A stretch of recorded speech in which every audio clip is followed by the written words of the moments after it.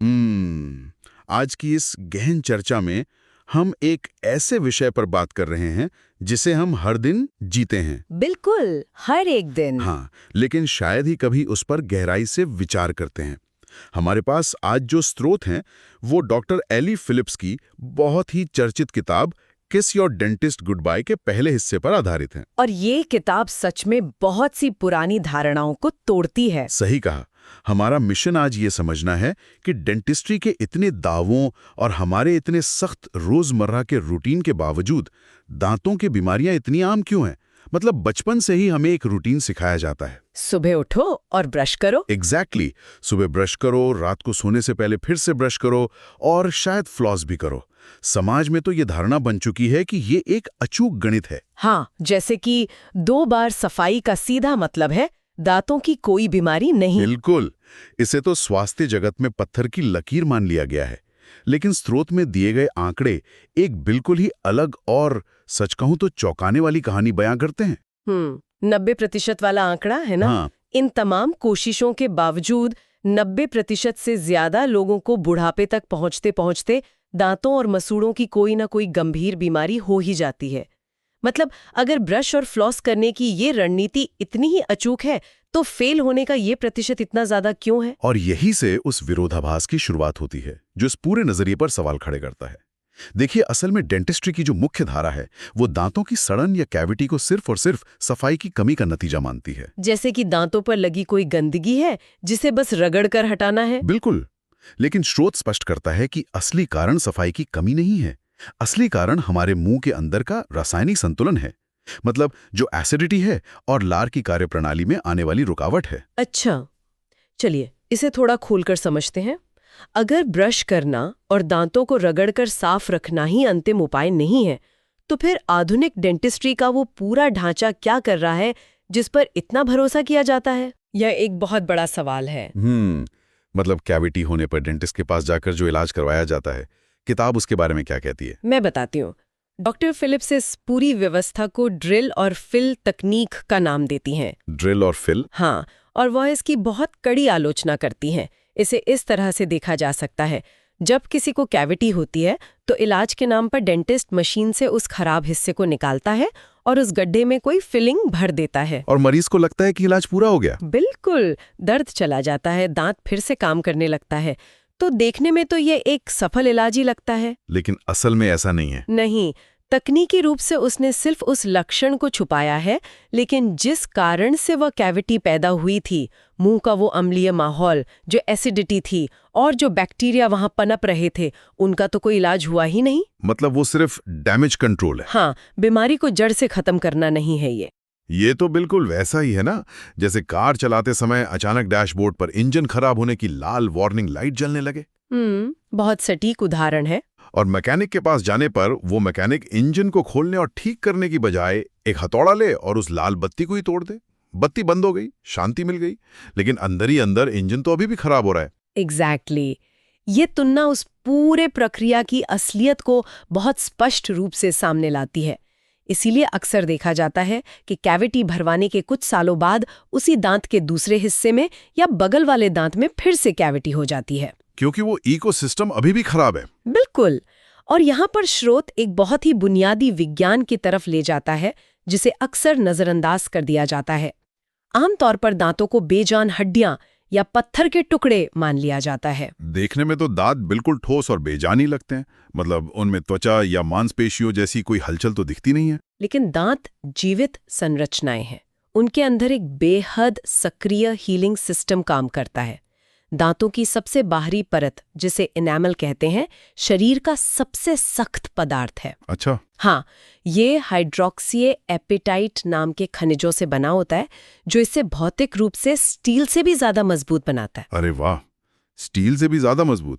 तो फिर ये एक छोटे से मीठे बिस्कुट या कैंडी से कैसे खराब हो जाता है? क्योंकि इसकी असली कमजोरी भौतिक झटके नहीं है, बल्कि रासायनिक हमले हैं। और सबसे दिलचस्प बात यह है कि इनेमल खुद की मरम्मत कर सकता है। खुद की मरम्मत? हाँ, इस प्रक्रिया को रीमिनरलाइजेशन कहा जाता है।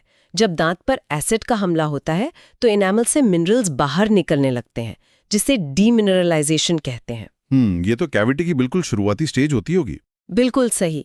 लेकिन मुंह का इकोसिस्टम उस प्रक्रिया को प्राकृतिक रूप से पलट सकता है।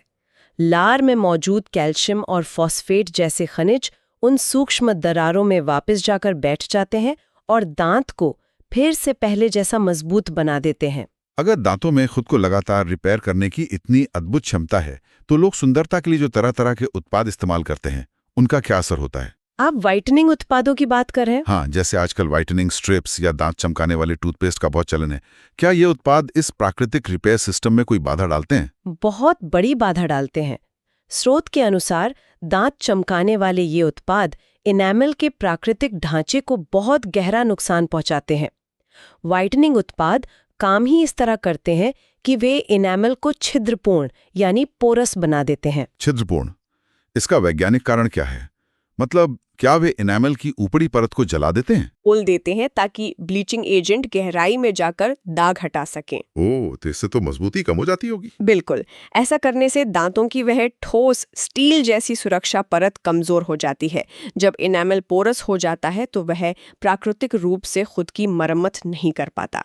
मतलब एक तरह से बैक्टीरिया और एसिड के लिए सीधे दांत के अंदर जाने का रास्ता हमेशा के लिए खुल जाता है। हाँ, कुछ समय की सफेदी के बदले प्राकृतिक सुरक्षा कवच को नष्ट कर दिया जाता है। ये तो एक खतरनाक स्थिति है।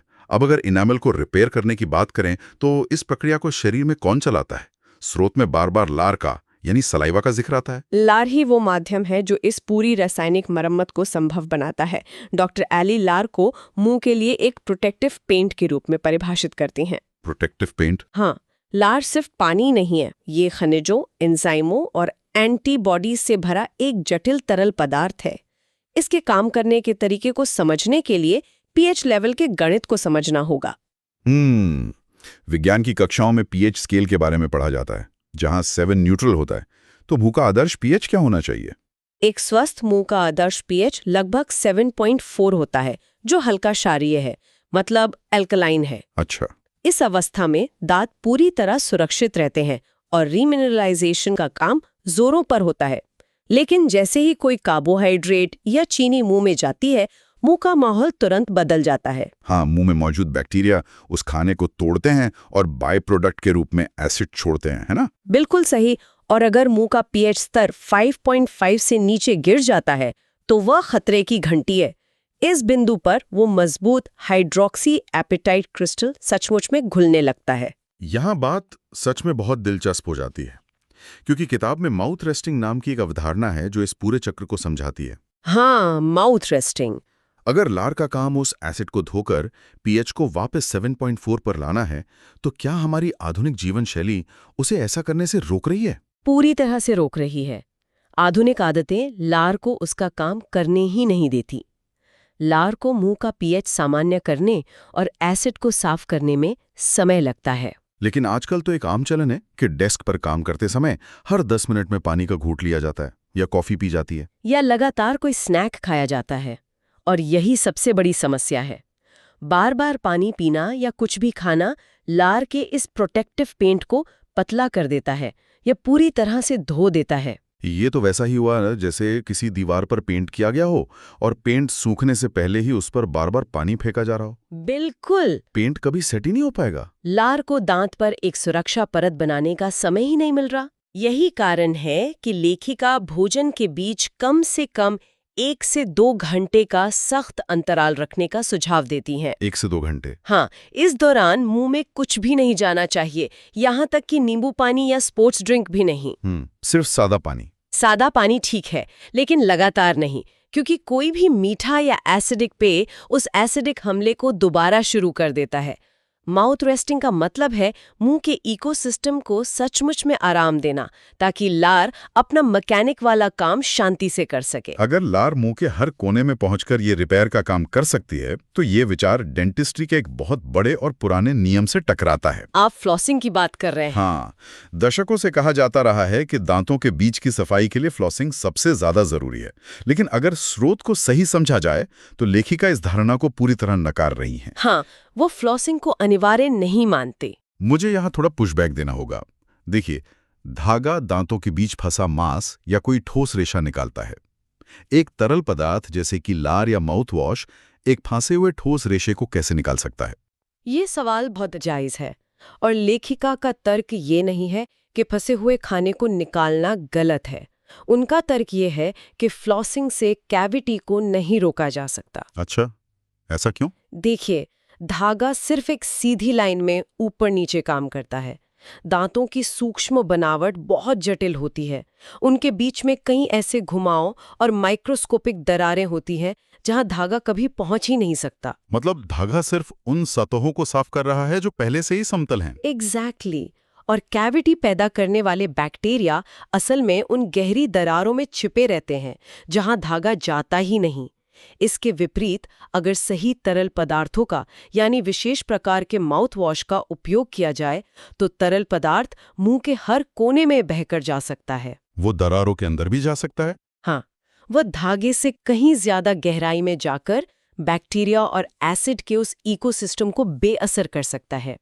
इसीलिए फ्लॉसिंग को दांतों की रक्षा का एकमात्र या सबसे जरूरी तरीका मान लेना भ्रामक है। ये स्पष्टीकरण इस नई थ्योरी को समझने में बहुत मदद करता है। अब फिलिंग्स की तरफ चलते हैं। ठीक है। शुरुआत में ड्रिल और फिल के नुकसानों पर बात हुई थी, लेकिन जो सामग्री दांतों के अंदर भरी जा रही है उसकी अपनी क्या समस्याएं? फिलिंग्स की सामग्री को लेकर स्रोत में बहुत गंभीर चिंताएं जताई गई हैं। दशकों से जो अमालगम फिलिंग इस्तेमाल होती रही है, जो चांदी जैसी दिखती है, उसमें मर्क्यूरी यानी पारा होता है। हाँ, और मरकरी शरीर के लिए कितना विषैला है ये विज्ञान में पहले ही स्थापित हो चुका है। बिल्कुल। स्वास्थ्य के नजरिए से वो सामग्री हमेशा से ही विवादित रही है, लेकिन आजकल तो सफेद रंग की कॉम्पोजिट या प्लास्टिक फिलिंग का ज्यादा इस्तेमाल होता है, जो बिल्कुल दांत के रंग की लगती है। उसमें क्या बुराई है? देखने में वे प्राकृतिक लग सकती हैं, लेकिन सूक्ष्म स्तर पर यानी माइक्रोस्कोपिक लेवल पर प्लास्टिक रेजिन की सतह प्राकृतिक इनेमल जितनी चिकनी नहीं होती। तो क्या वो खुरदरी होती है? हाँ, डॉक्टर फिलिप्स बताती हैं कि ये प्लास्टिक सामग्री मुंह के बैक्टीरिया को अपनी ओर आकर्षित करती है। मतलब बैक्टीरिया के लिए उस खुरदरी प्लास्टिक की सतह पर चिपकना ज्यादा आसान है? बिल्कुल आसान है। वो फिलिंग एक तरह से बैक्टीरिया के लिए चुंबक बन जाती है।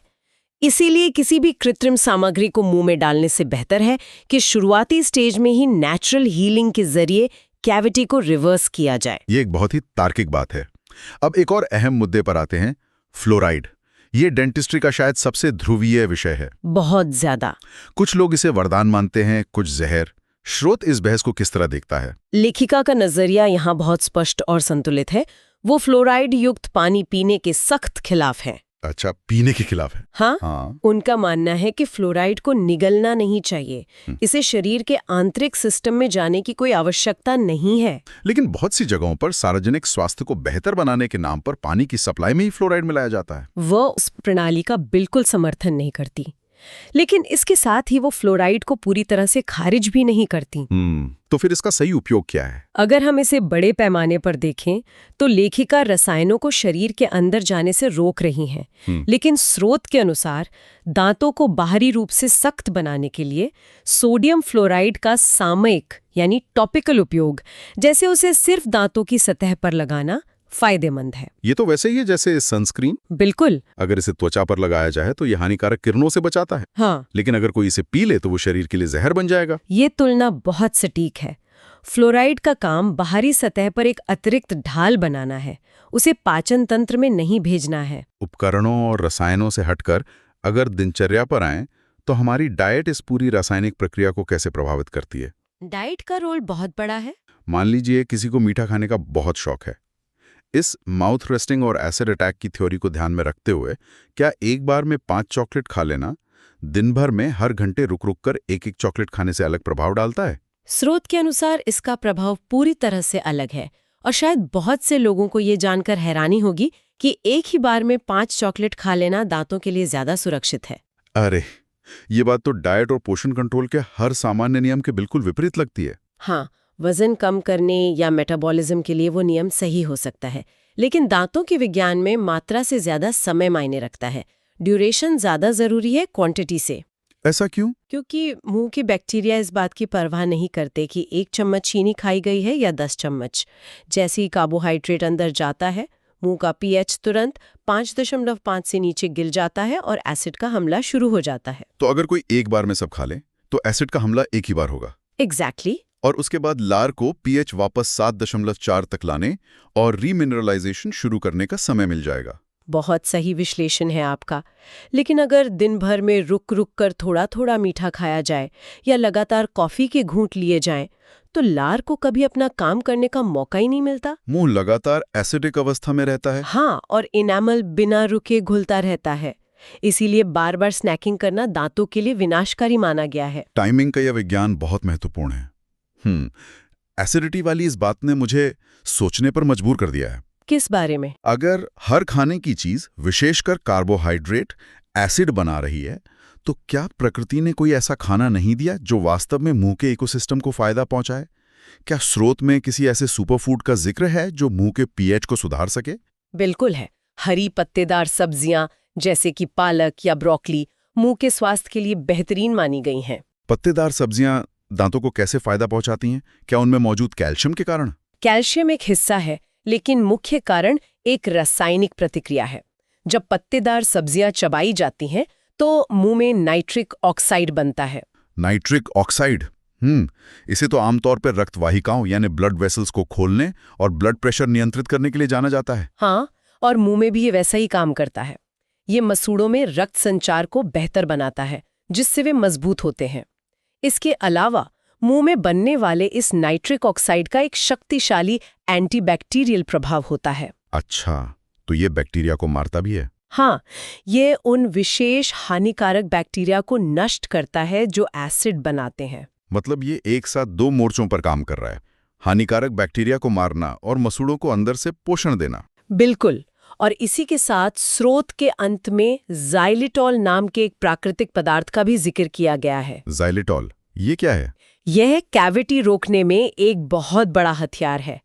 जब मुंह के बैक्टीरिया इस ज़ाइलिटॉल को खाने की कोशिश करते हैं तो वे इसे पचा नहीं पाते, जिससे बैक्टीरिया की ऊर्जा खत्म हो जाती है और वे नष्ट हो जाते हैं। अरे वाह! हाँ, यह प्राकृतिक रूप से मुंह के इकोसिस्टम को साफ रखने का एक बेहतरीन तरीका है।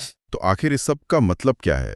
इस पूरे विश्लेषण का मुख्य निष्कर्ष यह निकलता है कि डेंटिस्ट्री को सिर्फ एक यांत्रिक प्रक्रिया की तरह देखना बंद करना होगा। बिल्कुल सही। मुंह कोई मशीन नहीं है जिसके पुर्जे खराब होने पर ड्रिल करके बदल दिए जाएं। इसके अंदर खुद को ठीक करने की, अपनी दरारों को भरने की एक अद्भुत जैविक क्षमता है।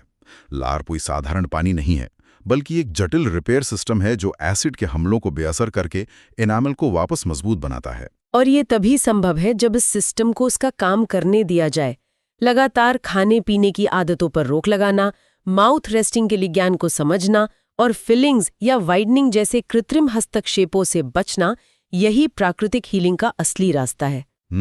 डॉक्टर एली की किताब में एक पूरा step by step mouth care system भी दिया गया है, जो इस प्राकृतिक प्रक्रिया को दिनचर्या में ढालने के व्यवहारिक तरीके बताता है।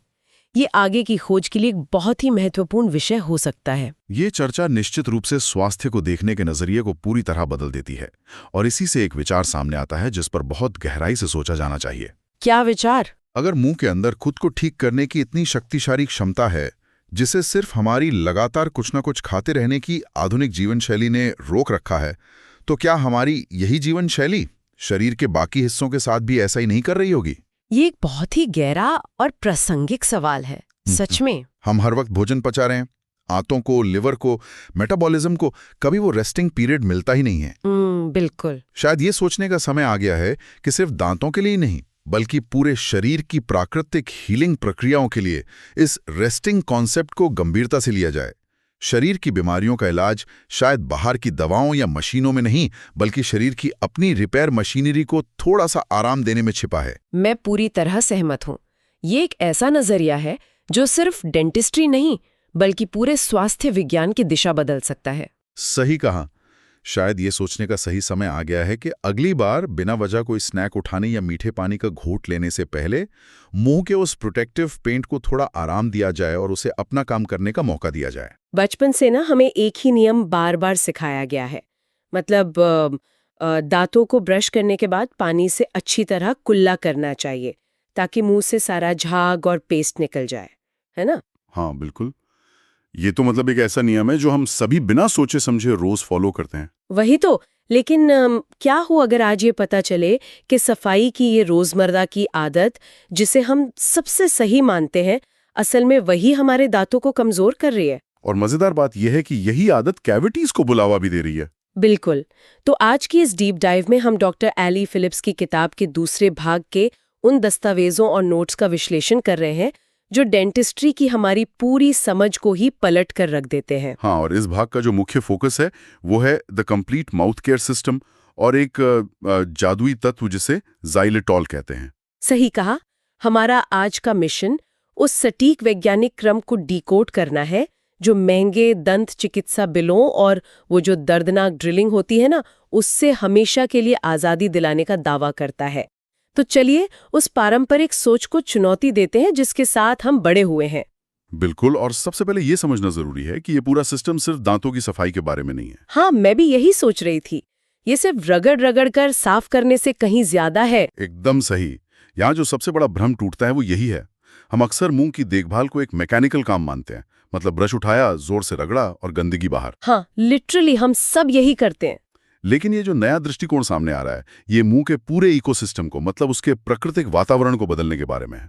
तो जिसे हम कैविटी या दांतों की सड़न कहते हैं, वो अचानक से नहीं होती। नहीं, बिल्कुल नहीं। वो असल में उस परफेक्ट स्टॉर्म का आखिरी परिणाम है जो हमारे मुंह के अंदर लंबे समय से तबाही मचा रहा होता है। Perfect storm. नोट्स में भी इस शब्द का काफी जिक्र है। जब हम डेंटिस्ट की कुर्सी पर बैठते हैं और हमें बताया जाता है कि दांत में एक बड़ा सा छेद है, तो हमारा पहला विचार यही होता है कि शायद मैंने कुछ ज्यादा ही मीठा खा लिया। हाँ, चीनी को हमेशा मुख्य विलेन माना जाता है। वही ना।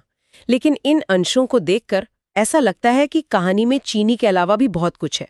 मतलब चीनी अकेली जिम्मेदार नहीं है। बिल्कुल सही कहा आपने। चीनी सिर्फ एक ट्रिगर है, वो इकलौता अपराधी नहीं है। वो परफेक्ट स्टॉर्म जिसके बारे में हमने बात की, वो तब आता है जब 3 विनाशकारी स्थितियां एक साथ मिलती हैं। अच्छा, वो 3 स्थितियां कौन सी हैं? पहला कारक है मुंह का सूखापन। लार हमारे मुंह का सबसे बड़ा प्राकृतिक रक्षक है जो एसिड को धोता है। लार मतलब सलाइवा, ठीक है। और दूसरा कारक है मुंह के अंदर अम्लीयता, यानी एसिडिटी का खतरनाक स्तर तक बढ़ जाना। और तीसरा जो शायद सबसे चौंकाने वाला है, वो है गलत दंत उत्पादों का लगातार उपयोग करना। हाय बाप रे, मतलब हम खुद ही अपने दांतों का नुकसान कर रहे हैं। हाँ, जब मुंह सूखा होता है, एसिड से भरा होता है और हम कठोर केमिकल्स का इस्तेमाल करते हैं, तो मुंह एक हाई रिस्क जोन में तब्दील हो जाता है। ये तो कुछ ऐसा ही हुआ जैसे किसी बहुत ही नाजुक और महंगे रेशमी कपड़े को साफ करने के लिए कोई शक्तिशाली केमिकल ब्लीच इस्तेमाल कर रहा हो। हाँ, और साथ में लोहे के तारों वाला ब्रश भी। बिल्कुल। हम बाजार से दांतों को रातों रात सफेद करने वाले तेज केमिकल्स ले आते हैं, बहुत ज्यादा कठोर ब्रश से दांतों को बेदर्दी से रगड़ते हैं। हमें लगता है कि हम सफाई कर रहे हैं, लेकिन असल में हम उस रेशमी कपड़े को, यानी दांतों की सबसे बाहरी और अहम सुरक्षा परत इनेबल को नष्ट कर रहे होते हैं। ये रेशमी कपड़े वाला उदाहरण स्थिति की गंभीरता को बहुत अच्छे से दर्शाता है। ये सिर्फ कपड़े को फाड़ने जैसा नहीं है ना? नहीं, ये उस रेशम के धागों की रासायनिक बनावट को ही बदल देने जैसा है। जब आप उस कमजोर इनेमल पर कठोर घर्षण करते हैं तो वो परत घिसने लगती है। और उसी समय अगर मुंह में एसिड का स्तर अधिक है तो हानिकारक बैक्टीरिया को पनपने के लिए एक स्वर्ग मिल जाता है। दांतों की सड़न रातों रात पैदा नहीं होती। ये उसी अम्लीय तूफान का नतीजा है जो कई महीनों या सालों से चुपचाप मुंह में चल रहा होता है। अगर ये तूफान इतना विनाशकारी है तो इससे बचने के लिए एक बहुत ही सटीक रणनीति की जरूरत होगी।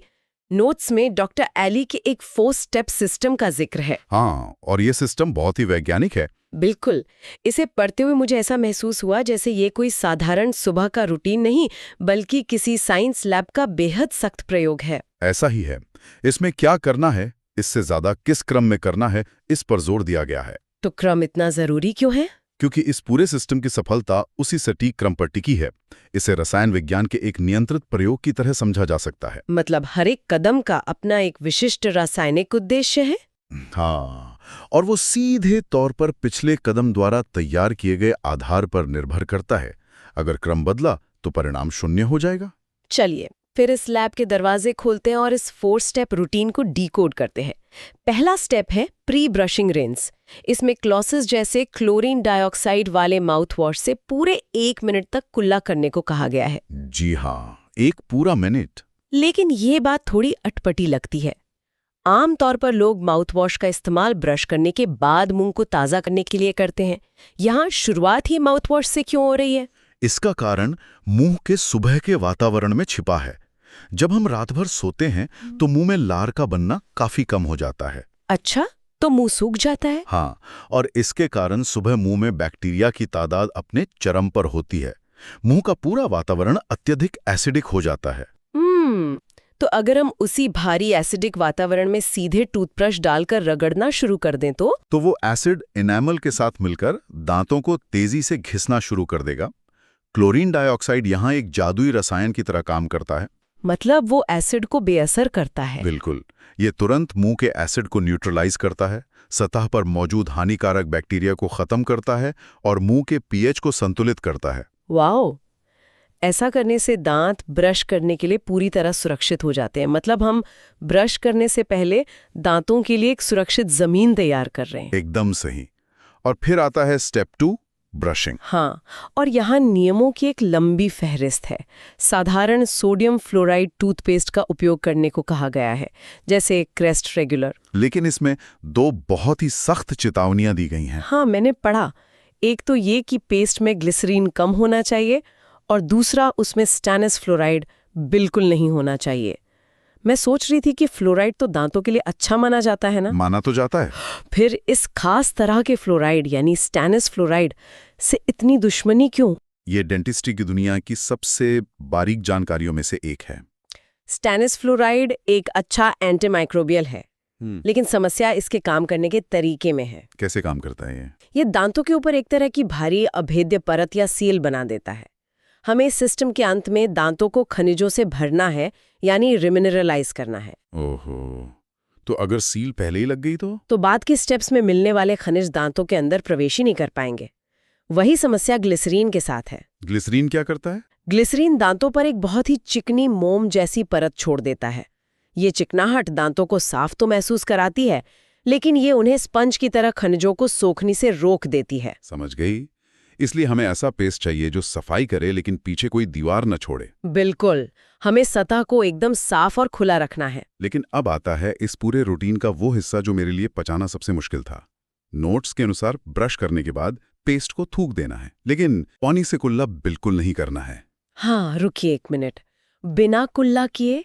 मैं तो बचपन से ब्रश करने के बाद ठंडे पानी से जोर जोर से कुल्ला करती आ रही हूँ ताकि मुंह से सारा झाग निकल जाए। क्या ये हमें अंदर से नुकसान नहीं पहुंचाएगा? ये शुरुआत में बहुत ही अजीब लग सकता है, लेकिन इस सिस्टम का ये सबसे महत्वपूर्ण नियम है। पर पानी क्यों नहीं? इसे ऐसे समझा जा सकता है जैसे किसी पुरानी कार को पेंट किया जा रहा हो। कार को पेंट करते समय आप सबसे पहले जंग हटाते हैं, जो हमारा स्टेप 1 था। ठीक है, फिर आप उसे रेगमाल से रगड़कर साफ और चिकना करते हैं, जो हमारा ग्लिसरीन मुक्त पेस्ट वाला स्टेप 2 था। फिर आप उस पर प्राइमर लगाते हैं और अंत में एक चमकदार क्लियर कोट। समझ रही हूँ। अब जरा सोचिए, अगर प्राइमर लगाने के तुरंत बाद कोई उस कार पर एक बाल्टी पानी डाल दे तो क्या होगा? अरे, पूरी मेहनत पर पानी फिर जाएगा। वो प्राइमर धुल जाएगा और कार फिर से बिना किसी सुरक्षा के रह जाएगी। एकदम सटीक। हमारा मुंह भी इसी तरह काम कर रहा है। पानी उन सभी सक्रिय तत्वों और रसायनों को धो देता है जो हमने इतनी मेहनत से टूथपेस्ट के जरिए दांतों पर लगाए हैं। ओहो, मतलब ये सिस्टम रासायनिक परतों का एक जाल है। हाँ, हर उत्पाद दांतों पर एक सुरक्षात्मक परत बनाता है। अगर बीच में नल के पानी का इस्तेमाल किया जाए तो वो सारी परतें टूटकर बह जाती हैं। सच में, ये तो दिमाग की बत्ती जलाने वाला तथ्य है। तो पेस्ट थूकने के तुरंत बाद हम सीधे स्टेप 3 पर छलांग लगाते हैं, जो है लिस्ट्रीन एंटीसेप्टिक से 30 से 60 सेकंड तक कुल्ला करना। लेकिन यहाँ लिस्ट्रीन का उद्देश्य सिर्फ सांसों को महकाना तो नहीं होगा। बिल्कुल नहीं। मूल लिस्ट्रीन में आवश्यक तेलों और अल्कोहल का एक बहुत ही विशेष संयोजन होता है। ब्रश करने के बाद भी प्लाक की गहरी परतों के नीचे कुछ बेहद जिद्दी बैक्टीरिया छिपे रह जाते हैं। तो लिस्ट्रीन उन्हें मारता है? ये मिश्रण उन परतों को भेदकर एक बहुत ही गहरा कीटाणु शोधन करता है। ये उस प्राइमर की तरह है जो सतह को अंतिम सुरक्षा परत के लिए तैयार कर रहा है। वाह! और फिर अंत में आता है स्टेप 4, फाइनल रिंज। इसके लिए एक्स फ्लोराइड रिंज जैसे एक हल्के फ्लोराइड माउथवॉश का उपयोग करने को कहा गया है। ये इस पूरी प्रक्रिया का वो क्लियर कोट या अंतिम सील है, क्योंकि हमने पहले ग्लिसरीन मुक्त पेस्ट का इस्तेमाल किया था और लिस्ट्रीन से मुंह को साफ कर लिया था। तो अब दांतों के छिद्र पूरी तरह से खुले हुए हैं। बिल्कुल, वे एक सूखे स्पंज की तरह इस लिक्विड फ्लोराइड को गहराई तक सोखने के लिए तैयार होते हैं। ये दांतों के बाहर एक अदृश्य सुरक्षात्मक ढाल बना देता है। जो उन्हें पूरे दिन एसिड के हमलों से बचाता है। और इसके बाद एक और सख्त चेतावनी है, रूटीन पूरा होने के बाद 30 से 60 मिनट तक कुछ भी खाना या पीना नहीं है, पानी भी नहीं। हाँ, ताकि ये सुरक्षात्मक ढाल ठीक से सेट हो सके और अपना काम कर सके। ये सुबह और रात का 4 स्टेप रूटीन तो पूरी तरह से लॉजिकल लगा, लेकिन यहाँ मेरे मन में एक बहुत बड़ा सवाल उठता है। वो क्या? ये रूटीन सुबह और रात के लिए तो बेहतरीन है, लेकिन उन 12 घंटों का क्या जब हम ऑफिस में होते हैं, बीच बीच में कॉफी पी रहे होते हैं, लंच करते हैं, दिन भर जब भोजन किया जाता है तो मुंह में फिर से एसिड बनता है ना? बिल्कुल बनता है। तो इस बीच मुंह की रक्षा कौन करेगा? ये एक बहुत ही शानदार सवाल है और यही वो जगह है जहां अधिकांश पारंपरिक दंत चिकित्सा फेल हो जाती है। हम सुबह और रात को तो मुंह को साफ कर लेते हैं, लेकिन दिन भर मुंह असुरक्षित रहता है। तो इस खाई को पाटने के लिए क्या समाधान है? इस सिस्टम में एक विशेष हथियार को शामिल किया गया है, ज़ाइलेटॉल। हाँ, दस्तावेजों में ये शब्द बार बार आता है। लिखा है कि ये दिन भर के लिए मुंह का सबसे अच्छा दोस्त है और ये बिर्च के पेड़ों या मकई से प्राप्त होने वाली प्राकृतिक चीनी है। जी हाँ, बिल्कुल प्राकृतिक। अब मुझे यहाँ एक बात समझाइए, क्योंकि मैं लिटरली उलझन में हूँ। हम अभी तक यही चर्चा कर रहे थे कि बैक्टीरिया चीनी खाकर एसिड बनाते हैं, तो हम मुंह को बचाने के लिए उन बैक्टीरिया को और चीनी क्यों खिला रहे हैं? सुनने में अजीब लगता है ना? हाँ, ये तो आग बुझाने के लिए पेट्रोल डालने वाली बात हो गई। ऊपर से देखने पर ये बिल्कुल ऐसा ही लगता है, लेकिन यहाँ विज्ञान एक बहुत ही दिलचस्प खेल खेलता है। मुंह में जो मुख्य हानिकारक बैक्टीरिया होते हैं, स्ट्रेप्टोकोकस म्यूटेंस, वे वास्तव में चीनी के बहुत बड़े दीवाने होते हैं। तो जब हम उन्हें ज़ाइलेटोल देते हैं तो क्या होता है? जब आप ज़ाइलेटॉल खाते हैं तो इन बैक्टीरिया को लगता है कि ये कोई साधारण चीनी है। ये उनके लिए एक ट्रोजन हॉर्स की तरह काम करता है। ट्रोजन हॉर्स मतलब उन्हें लगता है कि उन्हें एक शानदार दावत मिल रही है, लेकिन असल में वो उनके लिए बिछाया हुआ जाल है। बिल्कुल। साधारण चीनी को बैक्टीरिया आसानी से तोड़कर ऊर्जा और एसिड बनाते हैं, लेकिन ज़ाइलेटॉल में 5 कार्बन होते हैं। तो संरचना अलग है। हाँ, बैक्टीरिया इसे भूखों की तरह निगल तो लेते हैं, लेकिन उनका पाचन तंत्र इसे पचा नहीं पाता। वे इसे तोड़ने में अपनी सारी ऊर्जा लगा देते हैं, पर उन्हें कोई पोषण नहीं मिलता। अरे बाप रे, तो क्या वे मर जाते हैं?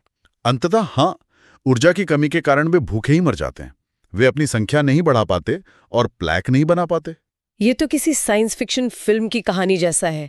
बिना किसी केमिकल के सिर्फ एक प्राकृतिक चीनी का उपयोग करके दुश्मनों को फंसा देना। बिल्कुल। स्रोतों में यह भी बताया गया है कि दिन में 5 से 10 ग्राम ज़ाइलेटॉल मसूड़ों या मिंट के रूप में लेना चाहिए, खासकर भोजन के तुरंत बाद। और इसका एक और बड़ा फायदा बताया गया है कि ये लार के बहाव को बहुत तेजी से बढ़ाता है। इस प्रक्रिया में लार के महत्व को कम नहीं समझना चाहिए। हम अक्सर लार को सिर्फ नमी समझते हैं, लेकिन ये शरीर का अपना लिक्विड क्लिनिक है। लिटरली लिक्विड क्लिनिक, क्योंकि उसमें खनिज होते हैं। हाँ, लार में कैल्शियम फॉस्फेट और शक्तिशाली एंजाइम होते हैं। जब ज़ाइलेटॉल मुंह में जाता है तो दिमाग बहुत सारी लार बनाने का संकेत देता है। तो वो ताज़ी लार मुंह के एसिड को खत्म कर देती है। हाँ, वो मुंह को अम्लीय से क्षारीय बना देती है। एसिड का असर खत्म हो जाता है और लार में मौजूद खनिज दांतों की मरम्मत शुरू कर देते हैं।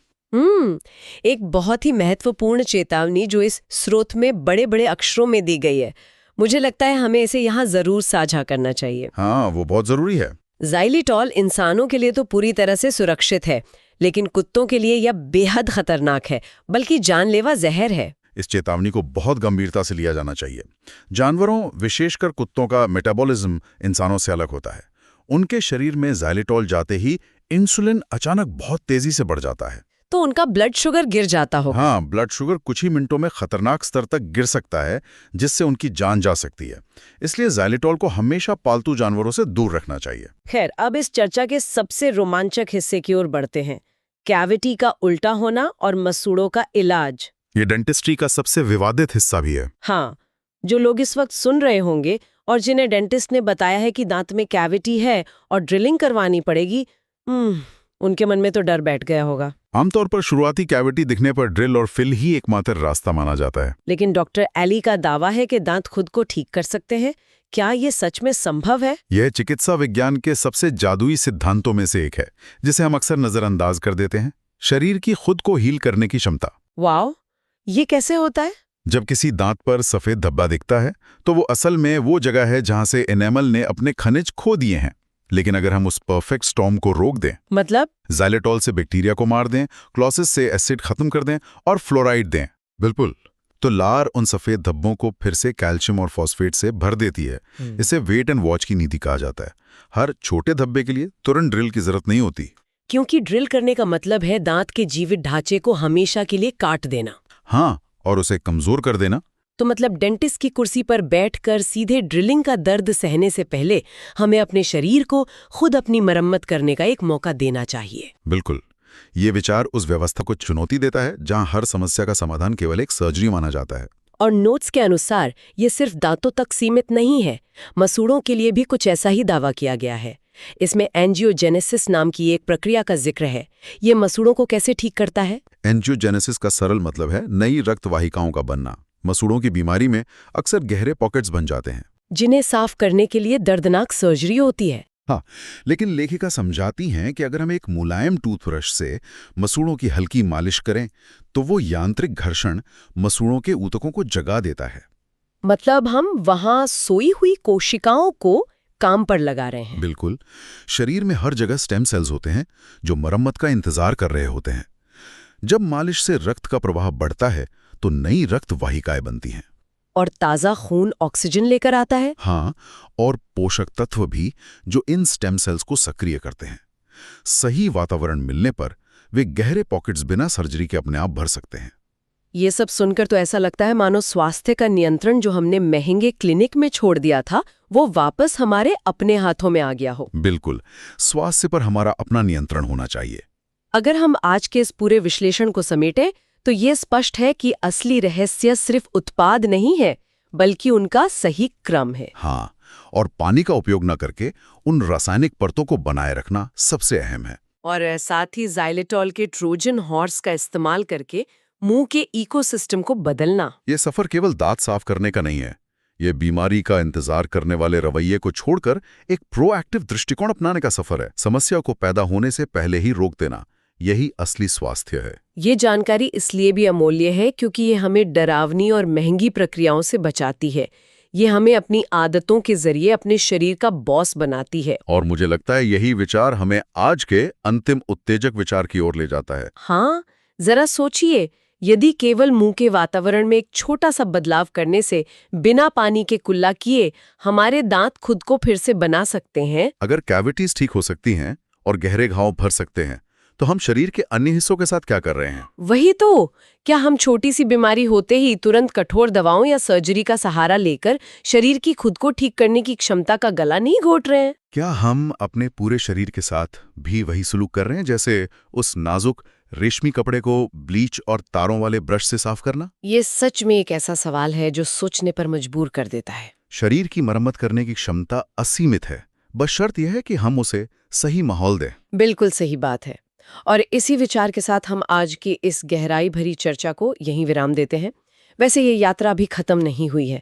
इस किताब के अगले भाग में डेंटिस्ट्री की दुनिया के कई मिथकों पर चर्चा की गई है। वो भी काफी दिलचस्प होने वाला है। हाँ, तो उस रेशमी कपड़े वाले विचार को अपने दिमाग में रखिए। आज के लिए बस इतना ही। सुरक्षित रहें, अपनी आदतों पर सवाल उठाएं और सबसे महत्वपूर्ण, अपने शरीर की ताकत पर भरोसा रखें। मान लीजिए किसी ने अभी अभी बहुत ही स्वादिष्ट भोजन किया है और उसके ठीक बाद मुंह को एकदम साफ महसूस कराने के लिए एक बड़ा ग्लास पानी पी लिया। जो कि बहुत ही आम बात है। हाँ, बिल्कुल। सुनने में ये एक बहुत ही अच्छी, बुनियादी और स्वस्थ आदत लगती है ना? बचपन से यही तो सिखाया गया है कि खाना खाने के बाद पानी पीना चाहिए। लेकिन आज हम जिस विज्ञान और शोध पर इस गहरी चर्चा में बात कर रहे हैं, उसके अनुसार भोजन के बाद पानी का वो एक साधारण सा ग्लास दांतों के खुद को ठीक करने की जो प्राकृतिक क्षमता है ना, उसे पूरी तरह से नष्ट कर सकता है। अरे, ये एक ऐसा तथ्य है जो स्वास्थ्य को लेकर हमारी पुरानी मान्यताओं को पूरी तरह से हिला देता है। मतलब लोग सोचते हैं कि वो सब सही कर रहे हैं और यही वजह है कि आज की ये चर्चा इतनी महत्वपूर्ण है। सही कहा। डॉक्टर एली फिलिप्स के काम और उनके शोध के अंतिम भाग का आज हम विश्लेषण कर रहे हैं। इस चर्चा में हम निवारक देखभाल यानी प्रिवेंटिव केयर की बहुत गहरी परतों को समझने वाले हैं। और एक बात मैं शुरुआत में ही स्पष्ट कर दूं, ये जानकारी सिर्फ दंत चिकित्सा का विरोध करने के बारे में बिल्कुल नहीं है। अच्छा। हाँ, इसका मुख्य उद्देश्य यह समझना है कि मानव शरीर असल में कैसे काम करता है ताकि लोग अनावश्यक सर्जरियों और महंगी प्रक्रियाओं से बच सकें। चलिए, तो फिर इस बात की तह तक जाते हैं, क्योंकि जब दंत चिकित्सा की बात आती है ना, तो एक आम इंसान खुद को बहुत असहाय महसूस करता है। बिल्कुल, एकदम लाचार। मतलब डेंटिस्ट की कुर्सी पर बैठते ही ऐसा लगता है जैसे नियंत्रण पूरी तरह से किसी और के हाथ में चला गया है। हमारा आज का मिशन उसी नियंत्रण को वापस लेना है। हम उन 4 कुंजियों को डिकोड करेंगे जो न सिर्फ दांतों को बचाती है, बल्कि डेंटिस्ट और मरीज के रिश्ते को पूरी तरह से एक नया रूप देती है। बहुत ही शानदार मिशन है ये। तो ब्रश करने और फ्लॉस करने की उस पुरानी दुनिया से थोड़ा बाहर निकलते हुए सीधा पहली कुंजी पर आते हैं, जो हमारे दैनिक देखभाल के उत्पादों से जुड़ी है। यहाँ स्रोतों में एक बहुत ही चौंकाने वाली बात सामने आई है कि हमें ग्लिसरीन वाली टूथपेस्ट से हर हाल में बचना चाहिए। ग्लिसरीन। हाँ, ऐसा क्यों?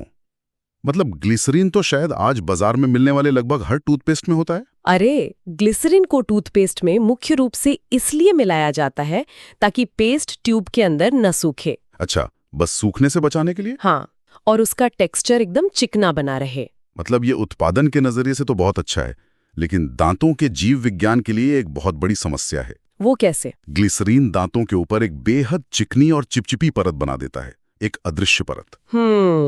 मैंने इस पूरी प्रक्रिया को समझने के लिए एक एनालॉजी सोची है। अच्छा, बताइए। दांतों पर ग्लिसरीन लगाना बिल्कुल वैसा ही है जैसे दांतों को एक बहुत ही टाइट रेनकोट पहना देना। अरे वाह! मतलब अगर दांतों ने रेनकोट पहन लिया है तो मुंह के अंदर मौजूद लार या भोजन के जरिए मिलने वाले जो खनिज हैं वो दांतों की सतह तक पहुंच ही नहीं पाएंगे। वो रेनकोट हर अच्छी चीज को बाहर ही रोक देगा। ये एक बहुत ही सटीक और शानदार एनालॉजी है, सच में। दांतों के एनामल को लगातार कैल्शियम और फॉस्फेट जैसे खनिजों की जरूरत होती है, और लार इन खनिजों को दांतों तक पहुंचाने का प्राकृतिक माध्यम है। इस पूरी प्रक्रिया को रिमिनरलाइजेशन कहते हैं। अच्छा, रिमिनरलाइजेशन। बिल्कुल। जब ग्लिसरीन का वो रेनकोट दांतों पर चढ़ा होता है ना, तो लार दांतों को छू ही नहीं पाती।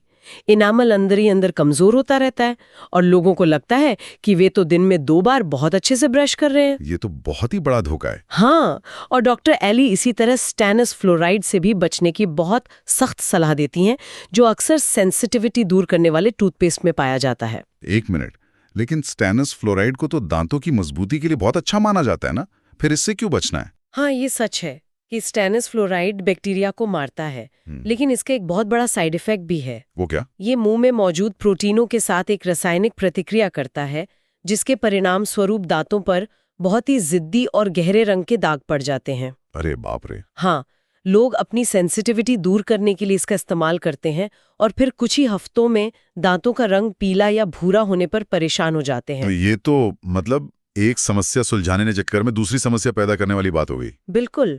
खैर, अब उत्पादों से थोड़ा आगे बढ़कर दूसरी कुंजी की बात करते हैं। और सच कहूं तो इसी ने मुझे शुरुआत में सबसे ज्यादा हैरान किया था। अच्छा, कौन सी बात? माउथ रेस्टिंग या मुंह को आराम देना। नियम यह कहता है कि खाने के बाद 60 से 90 मिनट तक कुछ भी नहीं खाना पीना चाहिए, एक घूंट पानी भी नहीं। हाँ, ये सच में बहुत अजीब लगता है पहली बार सुनने में। हाँ, मुझे यहाँ थोड़ा पुशबैक देना होगा, क्योंकि हमें तो हमेशा यही कहा जाता है कि हाइड्रेटेड रहना सबसे जरूरी है। अगर हम पानी नहीं पिएंगे तो मुंह सूख नहीं जाएगा? यह सवाल बहुत ही स्वाभाविक है, लेकिन यहाँ जो बात सबसे आकर्षक है वो ये है कि हमारे मुंह की लार कोई साधारण पानी नहीं है। अच्छा। ये एक बहुत ही जटिल रासायनिक तरल पदार्थ है। जब कोई इंसान कुछ भी खाता है, चाहे वो सेब हो या सैंडविच, मुंह का वातावरण तुरंत एसिडिक हो जाता है। मतलब पीएच लेवल गिर जाता है? बिल्कुल, पीएच लेवल गिर जाता है। इस एसिडिक माहौल में दांतों का इनामल घुलने लगता है।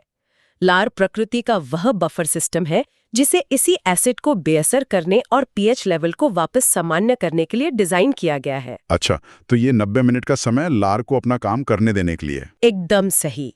लार को उस एसिडिक माहौल को शांत करने और दांतों पर वापस खनिज चढ़ाने में लगभग 1 से 1.5 घंटा का समय लग ही जाता है। अगर खाने के तुरंत बाद पानी पी लिया जाए तो वो पानी लार की उस गाढ़ी खनिज युक्त परत को पूरी तरह से धो डालता है। पानी पीने से मुंह हाइड्रेटेड तो लगता है, लेकिन लार के बिना दांतों की मरम्मत करने वाला कोई तंत्र वहां बचता ही नहीं है। वाह, मतलब हम अपनी साफ सफाई की आदतों से अपने ही शरीर के हीलिंग मैकेनिज्म को सीधा डस्टबिन में डाल रहे हैं। बिल्कुल यही हो रहा है। ये एक बहुत बड़ा आहापल है, लेकिन एक सवाल उठता है, अगर लार इतनी ही शक्तिशाली है तो उसे अपनी ये ताकत कहाँ से मिलती है? ये बहुत ही शानदार सवाल है। और यही हमें तीसरी और चौथी कुंजी की ओर ले जाता है, जो हमारे आहार और शरीर की हीलिंग शक्ति के बारे में है। हाँ, लार की गुणवत्ता पूरी तरह से इस बात पर निर्भर करती है कि शरीर को अंदर से क्या पोषण मिल रहा है। और यहीं पर एक बहुत ही महत्वपूर्ण अणु की बात आती है, nitric oxide. Nitric oxide. Doctor Eli के शोध में पत्तेदार सब्जियों और बीट्स यानी चुकंदर पर बहुत ज्यादा जोर दिया गया है। नाइट्रिक ऑक्साइड, ये तो वही तत्व है जो हृदय रोग विशेषज्ञ अक्सर धमनियों को स्वस्थ रखने के लिए बताते हैं। इसका दांतों और मसूड़ों से क्या सीधा संबंध है? संबंध बहुत ही गहरा है। नाइट्रिक ऑक्साइड का मुख्य काम है वासोडिलेशन यानी रक्त वाहिकाओं को चौड़ा करना और उन्हें आराम देना। अच्छा। मसूड़े बहुत ही संवेदनशील ऊतक होते हैं जिन्हें लगातार ऑक्सीजन और पोषक तत्वों की जरूरत होती है। जब शरीर में नाइट्रिक ऑक्साइड का स्तर अच्छा होता है तो मसूड़ों के अंदर की छोटी छोटी रक्त वाहिकाएं खुल जाती हैं।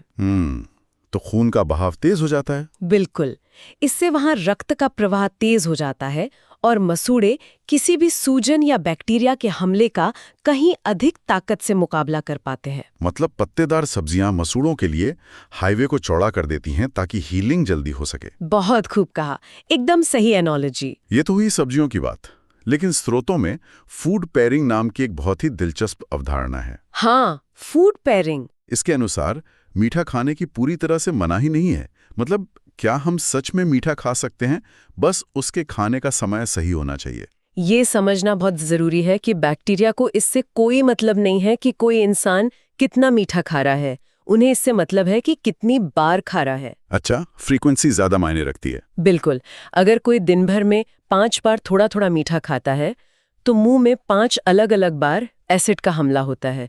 लेकिन अगर वही इंसान सारा मीठा अपने मुख्य भोजन के अंत में एक ही बार में खा ले तो एसिड का हमला सिर्फ एक बार होगा, जिससे लार आसानी से संभाल सकती है। एकदम सही, लार उसे आसानी से बेअसर कर देगी। और यहीं पर ज़ाइलेटॉल का जादुई प्रभाव सामने आता है। स्रोतों में कहा गया है कि मीठा खाने के तुरंत बाद ज़ाइलेटॉल का सेवन करना चाहिए। लेकिन ये काम कैसे करता है? क्या ये सिर्फ एक माउथ वॉश की तरह मुंह को साफ कर देता है? नहीं, इसकी कार्यप्रणाली कली अधिक रणनीतिक है। ज़ाइलेटॉल असल में एक प्राकृतिक स्वीटनर है जो कई फलों और सब्जियों में पाया जाता है। हम इसे एक ट्रोजन हॉर्स की तरह समझ सकते हैं। अरे, ट्रोजन हॉर्स, वो कैसे? देखिए, मुंह में कैविटी बनाने वाले जो बैक्टीरिया होते हैं, जैसे स्ट्रेप्टोकोकस म्यूटेंस, उन्हें चीनी बहुत पसंद होती है।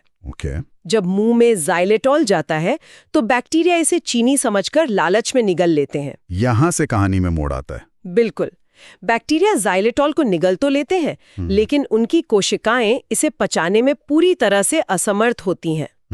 ज़ाइलेटॉल उनके चयापचय यानी मेटाबॉलिज्म के रास्तों को ब्लॉक कर देता है।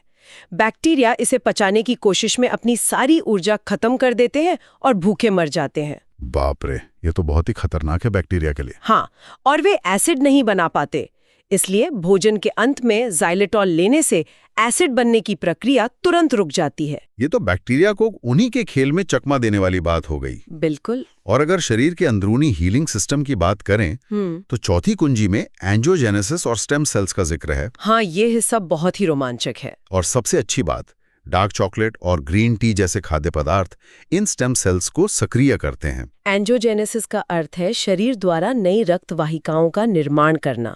जब मसूड़ों में कोई बीमारी होती है तो शरीर को उस हिस्से को ठीक करने के लिए नई नलिकाओं की भारी जरूरत होती है। अच्छा। और स्टेम सेल्स वो मास्टर कोशिकाएं हैं जो शरीर में कहीं भी जाकर क्षतिग्रस्त ऊतकों का रूप ले सकती हैं और उनकी मरम्मत कर सकती हैं। डार्क चॉकलेट जिसमें कोको की मात्रा अधिक हो और ग्रीन टी में ऐसी शक्तिशाली एंटीऑक्सीडेंट्स होते हैं जो अस्थि मज्जा से यानी बोन मैरो से स्टेम सेल्स को बाहर निकालकर उन्हें मसूड़ों की ओर निर्देशित करते हैं।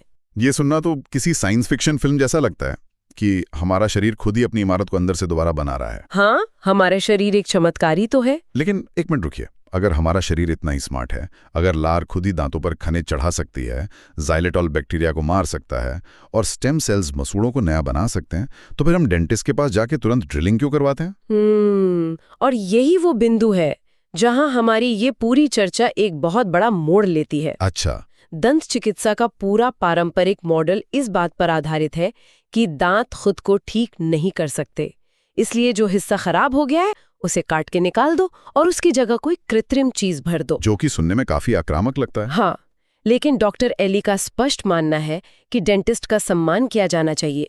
वे विशेषज्ञ हैं, लेकिन मरीजों को उनके फैसलों को आंख बंद करके नहीं मानना चाहिए। तो अगर कोई मरीज क्लिनिक जाता है और डेंटिस्ट एक्सरे देखकर कहता है आपके दांत में एक कैविटी है और इसे तुरंत भरना पड़ेगा, तो इस नई रूपरेखा के अनुसार मरीज को क्या प्रतिक्रिया देनी चाहिए? एक सशक्त मरीज को ये सवाल जरूर पूछना चाहिए, क्या इस कैविटी को भरने का काम 3 से 6 महीने के लिए टाला जा सकता है? मैं ईमानदारी से कहूं तो ये थोड़ा गैर जिम्मेदाराना लगता है। क्यों? मतलब अगर दांत में छेद है और हम 6 महीने तक कुछ ना करें, तो क्या बैक्टीरिया उस छेद को और गहरा करके सीधा दांत की जड़ तक नहीं पहुंच जाएंगे? ये तो खतरे को दावत देना हुआ। ये डर बहुत ही स्वाभाविक है, लेकिन हमें कैविटी के विज्ञान को समझना होगा। कैविटी रातों रात एक गहरा गड्ढा नहीं बन जाती। अच्छा, तो शुरुआत कैसे होती है? शुरुआत में ये इनेमल के ऊपर एक छोटा सा माइक्रो कैविटी या डीमिनरलाइज्ड स्पॉट होता है। यदि ये शुरुआती चरण में है और छेद में इनेमल की पूरी परत को पार नहीं किया है, तो शरीर 3 से 6 महीने में लार और सही घरेलू देखभाल के जरिए, जैसे ज़ाइलेटॉल और सही आहार, उस हिस्से पर वापस खनिज जमा कर सकता है। क्या सच में? हाँ, वो छेद खुद ब खुद सख्त होकर पूरी तरह बंद हो सकता है। ओह, मतलब हम शरीर को हीलिंग का एक मौका दे रहे हैं। बिल्कुल। और अगर हम तुरंत ड्रिल करवा लें तो क्या नुकसान होगा? अगर तुरंत ड्रिल कर दिया जाए तो डेंटिस्ट उस प्राकृतिक इनेमल को हमेशा के लिए काट कर हटा देता है। जो वापस नहीं आ सकता। सही कहा। जो हिस्सा शरीर खुद ठीक कर सकता था, उसे मशीन से उड़ा दिया जाता है। और एक बार जब दांत में ड्रिलिंग हो जाती है, तो वो दांत जिंदगी भर के लिए कमजोर हो जाता है। ये तो बहुत डरावना है। फिलिंग को हर 10-15 साल में बदलना ही पड़ता है और हर बार छेद बड़ा होता जाता है। ये तो इलाज के नाम पर एक अंतहीन चक्र में फंसने वाली बात हो गई। बिल्कुल, एक दुष्चक्र है ये। इसीलिए स्रोतों में बायोमिमेटिक डेंटिस्ट्री का इतनी बार जिक्र आया है।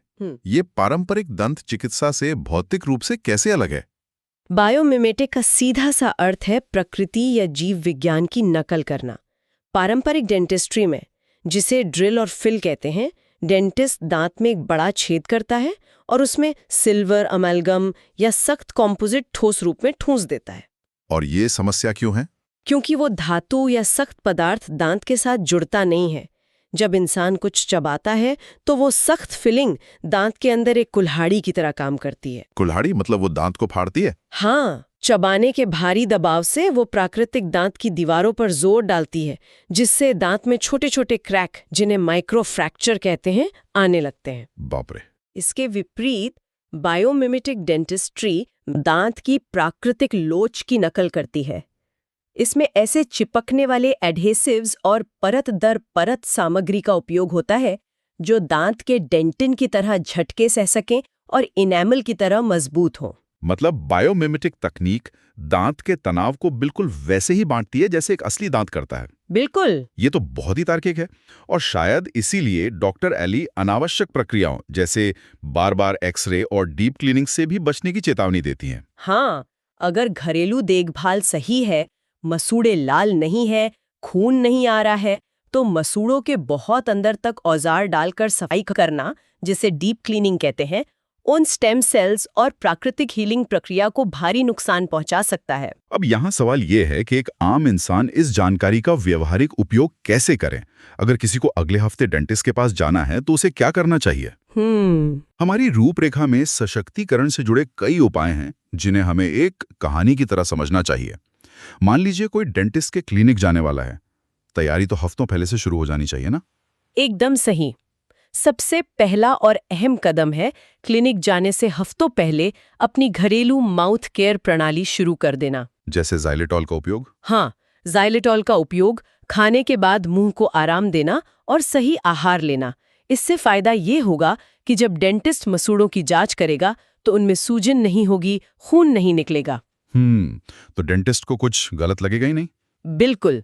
डेंटिस्ट को भी एक स्वस्थ मुंह दिखाई देगा, जिससे अनावश्यक इलाज की गुंजाइश अपने आप कम हो जाएगी। और जब कोई उस कुर्सी पर बैठ जाता है तो अक्सर कॉस्मेटिक चीजों का बहुत दबाव होता है।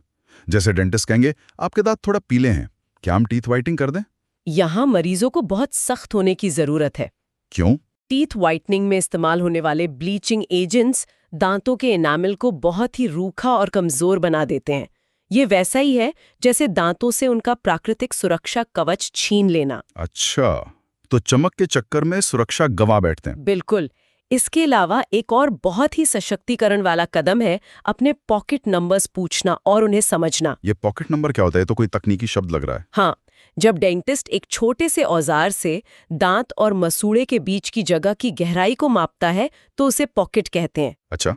स्वस्थ मसूड़ों में यह गहराई 1 से 3 मिलीमीटर तक होती है।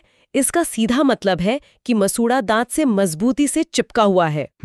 लेकिन अगर ये नंबर 4, 5 या उससे ज्यादा है तो इसका मतलब है कि वहां सूजन है, बैक्टीरिया जमा हो रहे हैं और मसूड़ा दांत को छोड़ रहा है। तो अगर लोगों को अपने पॉकेट नंबर पता हो तो वो खुद ट्रैक कर सकते हैं कि उनकी घरेलू देखभाल से मसूड़े वापस दांतों से चिपक रहे हैं या नहीं। बिल्कुल। उन्हें सिर्फ डेंटिस्ट के भरोसे नहीं रहना पड़ेगा। एक और बात जो स्रोतों में बहुत ही स्पष्ट रूप से बताई गई है वो है सेकंड ओपिनियन लेना। अगर डेंटिस्ट एक लंबा चौड़ा बिल थमा दे कि 3 रूट कैनाल और 2 दांत निकालने पड़ेंगे तो घबराना नहीं चाहिए। बिल्कुल नहीं। दांत भी शरीर के अंग हैं। जैसे कोई अपना हाथ या पैर कटवाने से पहले 4 अलग-अलग डॉक्टरों से पूछता है, वैसे ही दांत निकालने को बिल्कुल अंतिम विकल्प मानना चाहिए। ये तो बहुत सही बात है। एक बायोमिमेटिक डेंटिस्ट से राय लेना हमेशा एक अच्छा विचार होता है। इनसे व्यावहारिक बातों के बीच एक बिंदु ऐसा था जिसने मुझे सच में सोचने पर मजबूर कर दिया। कौन सा बिंदु? क्लिनिक में अपॉइंटमेंट का समय। डॉक्टर एली कहती हैं कि हमेशा सुबह का सबसे पहला अपॉइंटमेंट लेना चाहिए। इसका दांतों के इलाज से क्या लेना देना है? इसका सीधा संबंध उस हवा से है जिसमें हम सांस लेते हैं। हवा से? हाँ, दिन भर डेंटिस्ट के क्लिनिक में मरीजों की ड्रिलिंग चलती रहती है। ड्रिलिंग के दौरान मरीज की लार, खून और दांतों के बारीक धूल मिलकर एक बेहद सूक्ष्म एरोसॉल बनाते हैं। अच्छा, जो हवा में उड़ता रहता है। बिल्कुल, वो एरोसॉल हवा में तैरता रहता है। जैसे जैसे दिन चढ़ता है, क्लिनिक की हवा अधिक प्रदूषित और बैक्टीरिया से भर जाती है।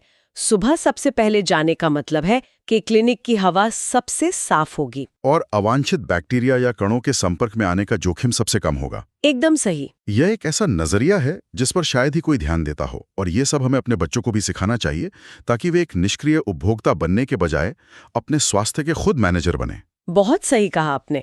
इन सभी बिंदुओं को एक साथ जोड़ने पर तस्वीर बहुत साफ हो जाती है। दंत रोग कोई ऐसी चीज नहीं है जो उम्र के साथ हर किसी को होनी ही है। इसे पूरी तरह से रोका जा सकता है। यह शरीर की एक ऐसी प्रणाली है जिसे अगर सही इनपुट मिले तो वो खुद की रक्षा कर सकती है। इस पूरी गहरी चर्चा का मुख्य संदेश यही है, अपने डेंटिस्ट को अलविदा कहने का मतलब ये नहीं है कि दंत चिकित्सा का बहिष्कार किया जाए या डेंटिस्ट की निंदा की जाए। बिल्कुल नहीं। इसका मतलब है उन पर अपनी जो पूरी निर्भरता है उसे खत्म करना। डेंटिस्ट के पास जाना डर का कारण नहीं होना चाहिए, बल्कि ये सिर्फ एक रूटीन चेकअप होना चाहिए, ये देखने के लिए कि आपका अपना हीलिंग सिस्टम कितनी अच्छी तरह काम कर रहा है। और ये बात सिर्फ दांतों तक सीमित नहीं है। मुंह पूरे शरीर का प्रवेश द्वार है। गेटवे। स्रोतों में स्पष्ट रूप से बताया गया है कि मुंह के बैक्टीरिया और अल्जाइमर, हृदय रोग, यहाँ तक कि मधुमेह के बीच एक बहुत ही गहरा संबंध है। मसूड़ों से खून आने का सीधा मतलब है कि वे हानिकारक बैक्टीरिया सीधे रक्त प्रवाह में प्रवेश कर रहे हैं और पूरे शरीर में फैल रहे हैं। मतलब अगर हम मुंह के स्वास्थ्य को नियंत्रित कर लें तो हम शरीर की कुछ सबसे खतरनाक बीमारियों को रोक सकते हैं।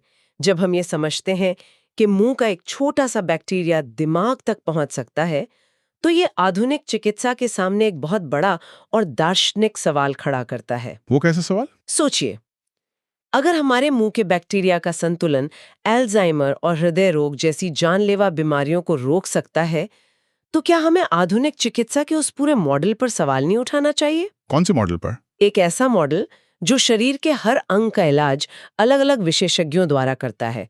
दांतों के लिए डेंटिस्ट, दिल के लिए कार्डियोलॉजिस्ट, दिमाग के लिए न्यूरोलॉजिस्ट, सब अलग अलग कमरों में बैठे हैं। हाँ बिल्कुल। वे एक दूसरे से बात तक नहीं करते, जैसे शरीर के ये हिस्से आपस में जुड़े ही ना हो।